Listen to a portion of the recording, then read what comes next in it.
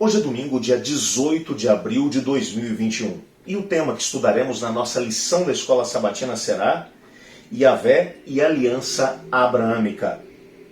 Você está no canal, eu estudo a lição com o pastor Samuel Camilo.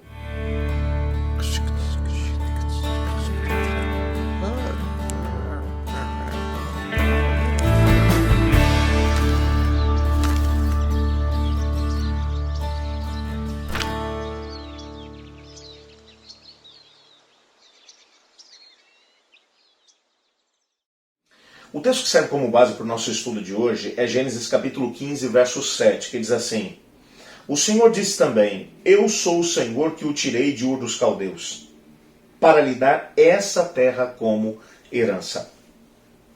Esse é um texto muito interessante da Bíblia.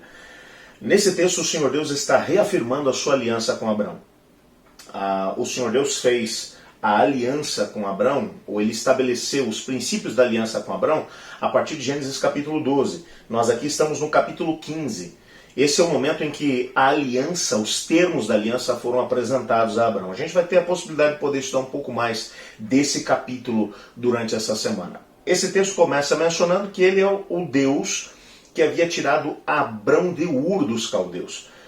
O chamado de Abraão para poder sair de Ur é apresentado lá no capítulo 11 de Gênesis. E ao mesmo tempo no capítulo 12 o desdobramento desse mesmo chamado quando ele já estava em Harã, para que ele saísse dali e fosse para a terra de Canaã. Mas o texto aqui está mencionando que esse ser que se apresentava a Abraão foi o mesmo que o tirou de Ur dos Caldeus, para lhe dar a terra onde ele estava, a terra de Canaã, como herança. Mas a ênfase desse versículo está em quem é a pessoa que tirou Abraão de lá de Ur dos Caldeus. E aqui aparece simplesmente o termo, eu sou o Senhor. Esse termo Senhor, ele precisa ser compreendido. No português nós perdemos um pouco de alguns detalhes que vão aparecer ali no hebraico. O termo Senhor que vai aparecer aqui é, na verdade, o tetragrama, como é assim mencionado na Bíblia, que é um nome próprio de Deus, que é Yahvé, ou Yahweh, como alguns imaginam. Nós não sabemos exatamente como é que se pronuncia esse nome. Essa é que é a grande verdade. Porque os israelitas, os judeus, eles viam esse nome como um nome tão santo que eles não pronunciavam esse nome. Eles não diziam audivelmente esse mesmo nome. Quando os copistas iam escrever a Bíblia e chegava nesse nome, eles usavam uma outra pena para poder escrever, uma pena de ouro. Eles não pronunciavam. Então nós não sabemos exatamente qual é a pronúncia desse nome. Do seu significado sabemos algumas coisas. Sabemos principalmente quando Deus aparece para Moisés, muitos séculos mais tarde, e ele vai explicar um pouco das características desse nome. Ele vai dizer, eu sou o que sou. Esse nome, esse tetragrama, Yahweh, ou Yahvé, ele significa aquele que foi, aquele que é, e aquele que há de ser. Aquele que tem vida em si mesmo. Aquele que não depende de absolutamente nada para poder existir, aquele que sempre existiu, aquele que sempre existirá.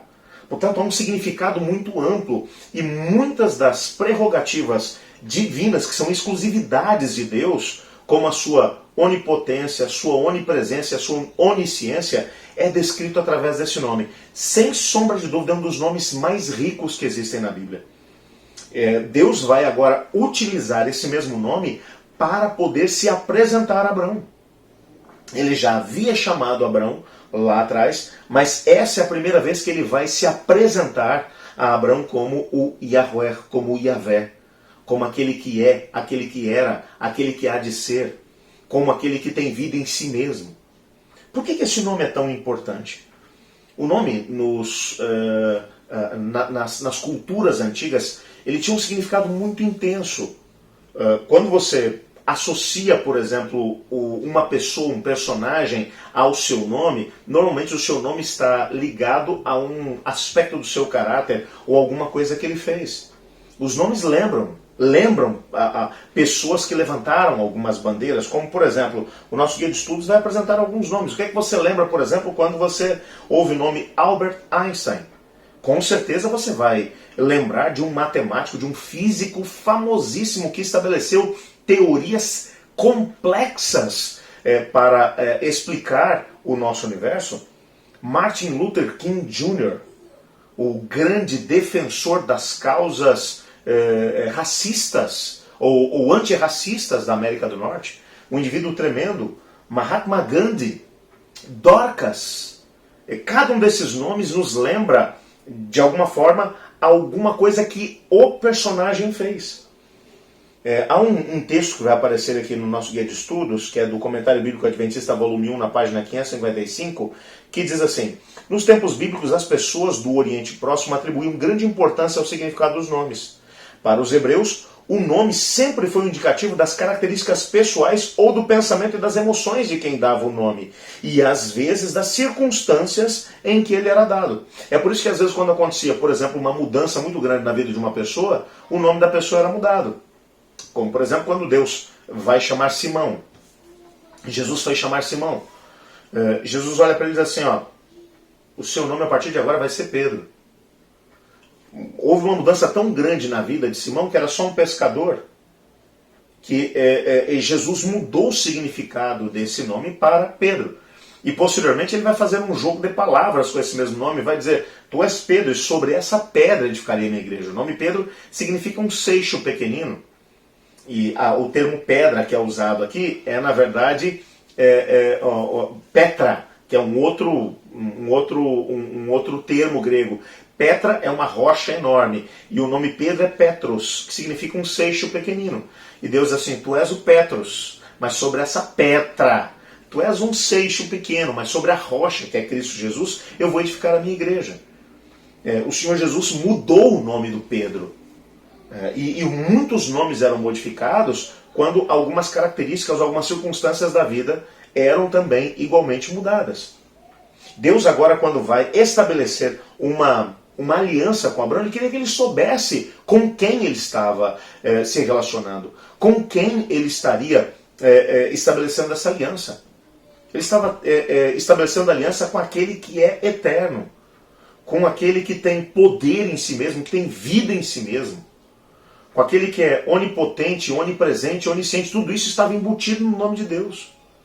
Para que uma pessoa consiga estabelecer uma relação de aliança com Deus, precisa conhecer a Deus.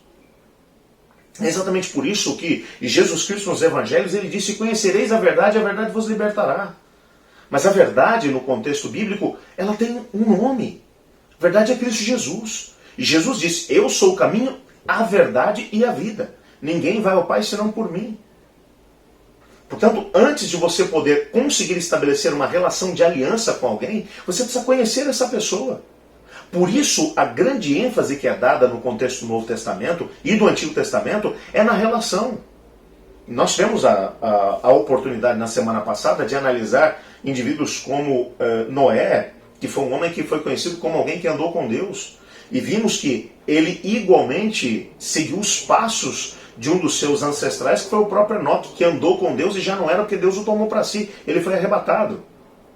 Portanto, andar com Deus é uma característica importante para que o indivíduo consiga estabelecer uma aliança com ele. Noé não teve dificuldade de poder estabelecer uma aliança com Deus, ou de firmar uma aliança com Deus, porque ele conhecia Deus. Nessa perspectiva, quando você olha para a Bíblia, você percebe que no momento em que o Senhor Deus vai firmar a aliança, que ele vai estabelecer os detalhes da aliança, Deus vai se revelar para ele, diz assim, eu sou Yahweh, eu sou Yahvé, eu sou o Deus com atributos únicos, eternos, que tem vida em si mesmo. Eu fui, eu sou e eu serei. Eu sou o que sou, fui o que fui, serei o que serei. É o Deus que é onipotente, onipresente, onisciente. Tudo isso está embutido nesse nome.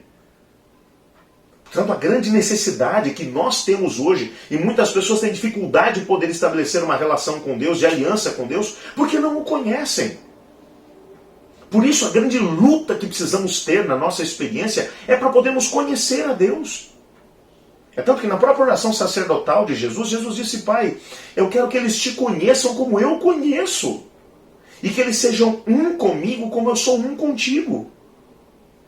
A ideia de conhecimento, a ideia de ligação foi extremamente mencionada por Cristo Jesus, como por exemplo quando ele diz que ele era a videira verdadeira, que o pai dele era o agricultor, que ele era o tronco e cada um de nós eram os ramos, e que para podermos estar ligados a ele, precisávamos estar ligados como o ramo está ligado ao tronco para receber a seiva. Essa é uma ideia de ligação, é uma ideia de intimidade.